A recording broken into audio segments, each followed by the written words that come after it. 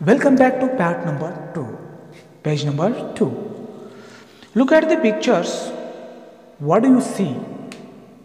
चित्रामध्ये पहा बाजूच्या तुम्हाला काय दिसतं? Rays starting from the sun go forward in all directions. सूर्यापासून निघणारी किरण सर्व बाजूनी हे पुढे जात आहेत. सर्व बाजूनी जात आहेत असा याचा अर्थ होतो. Light rays from the torch also start from a point and go forward continuously in the direction. आता बघा टॉर्च आहे. टॉर्च पासून निघणारी किरण एका बिंदूपासून निघून ती सरळ पुढे जात आहेत. कंटिन्युअसली म्हणजे सातत्याने त्याच रेषेत पुढे जात आहेत असा याचा अर्थ होतो. आपल्याला या ठिकाणी दिसतंय. A ray is a part of a line. किरण हा रेषेचाच एक भाग आहे. It starts at one point and goes forward continuously in the same direction. तो एका बिंदूतून तयार होतो आणि पुढे तो सातत्याने त्याच रेषेत त्याच दिशेमध्ये पुढे जातो. The starting point of A ray is called its origin. बघा किरणाच्या सुरुवातीच्या भागाला पॉईंटला बिंदूला आरंभ बिंदू असे म्हणतात. म्हणजे जिथून सुरुवात होती किरणाला त्या बिंदूला आरंभ बिंदू असे म्हणतात. P is the origin. बघा या ठिकाणी आकृतीमध्ये दाखवलेल्यामध्ये पी इज द ओरिजिन म्हणजे पी हा आरंभ बिंदू आहे. And arrow head is drawn to show that the ray is infinite in the direction of Q. बघा या किरणाला बाण यासाठी रेखाटलेला आहे. बाण ह्यासाठी दाखवलेला आहे की किरण हा अमर्याद दिशेमध्ये जातो. तो अनलिमिटेड अमर्याद लांब जातो. त्याला मर्यादा नसते. क्यूच्या मर्यादेत तो अमर्याद जातो. The figure can be read as ray P Q. आता ही आकृती आपण रे पी क्यू असं वाचू शकतो. म्हणजे ही आकृती आपण अशाप्रमाणे वाचू शकतो. किरण पी क्यू. द किरण P Q is not read as ray Q P. बघा किरण पी क्यू हे किरण क्यू पी असं वाचलं जाऊ शकत नाही. असं हे उलटं होऊ शकतं. त्यामुळं असं वाचायचं नाही. Let's learn. चला शिकूया. Planes. Planes what is mean by planes? Planes means प्रतल. मराठीत प्रतल म्हणतात. Look at the picture. या चित्राकडे पहा. What kind of surface do you C?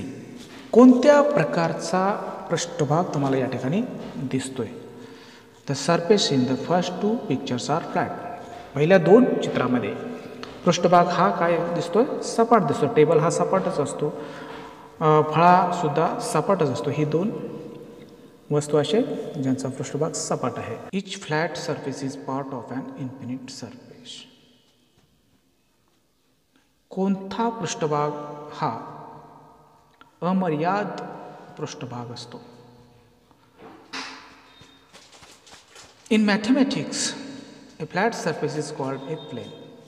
गणितीय भाषेमध्ये सपाट पृष्ठभागालाच प्रतल असे म्हटलं जातं. बघा इथं सपाट पृष्ठभाग कोणता आहे? टेबलच. या ठिकाणी सपाट पृष्ठभाग कोणता आहे? टेबल आणि ब्लॅकबोर्ड. याच्यामध्ये या जो सपाट पृष्ठभाग आहे त्यांना प्लेन असं म्हटलं जातं. The name of the plane in the picture is H. बघा या चित्रामध्ये एच नावाचं प्लेन आहे म्हणजेच प्रतल आहे. प्रतल दिलेलं आहे. The name of the plane in the picture is H. Even though we draw a suitably small figure of the plane. It actually extends infinitely on all sides. जरी आपण एका छोट्याशा जरी आपण आकृती एका छोट्या जागेवर जरी काढली असली तरी ते वाढू शकतं, अमर्याद वाढू शकतं. सगळ्या बाजूने ते अमर्याद वाढू शकतं. म्हणजे चारही बाजूने तर बाण दाखवले आहेत पहा. Arrows are drawn to show that the plane extends infinitely in all directions. या ठिकाणी arrows चारही बाजूने दाखवलेले आहेत. However, these arrows are often omitted for the sake of the inconvenience. However, these arrows are often omitted for the sake of convenience. प्रत्येक वेळी असा arrow दाखवलाच असेल असं नाही. प्रत्येक वेळी असा ॲरोज असे बाण दाखवले जात नाहीत. म्हणजेच बऱ्याच वेळा असे बाण दाखवले जात नाहीत याचा अर्थ असा होतो. Page number 4. Write the proper term. Intersecting lines or parallel lines in each of the empty boxes. There is some diagrams. We have to recognize a name of. First example is a intersecting lines because those lines are crossing each other. So we have to write intersecting lines here. Next. Second, parallel lines.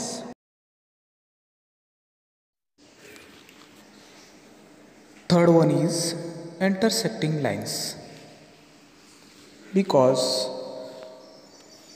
those lines will be crossed forward. So those lines are called intersecting lines. Next, my friend Max on the ground in the sky. गणित माझा मित्र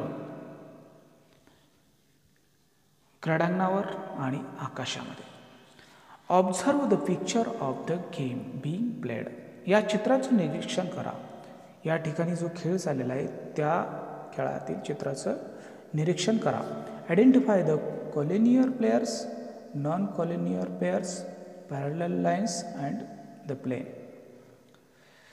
याच्यामध्ये एकरेषीय खेळाडू, नैकरेषीय खेळाडू आणि समांतर रेषा आणि प्रतल हे तुम्ही ओळखा असं या ठिकाणी म्हटलेलं आहे. In January we can see the constellation of Orion in the eastern sky after 7 in the evening. जानेवारी महिन्यामध्ये आपल्याला मृग नक्षत्र दिसतं आकाशामध्ये. कधी तर 7 नंतर संध्याकाळी. Then it moves up slowly in the sky. आणि हे मृग नक्षत्र जे आहे ते वर जातं हळूहळू आकाशामध्ये. Can you see the 3 collinear stars in this constellation. तुम्ही हे असे एकरेषीय बिंदू, असे एकरेषीय स्टार, असे एकरेषीय तारे पाहिलेले आहेत का या मृग नक्षत्रामध्ये? Do you also see a bright star on the same line some distance away. असा एखादा तारा पाहिलेला आहे का तुम्ही त्याच रेषेमध्ये लांब अंतरावर, असं याचा अर्थ होतो. आता practice set 1. Look at the figure alongside and name the following. बाजूच्या आकृतीमध्ये पाहायचे आपल्याला, बाजूच्या आकृती पाहिजे आणि त्यांना काय द्यायचे, नावे द्यायचे आहेत. Collinear points MOT RON. Those are collinear points. Rays means kiran, rays, ray ON, rays OR, ray OM, ray OT, like this. line segments. MT RN lines RN like this.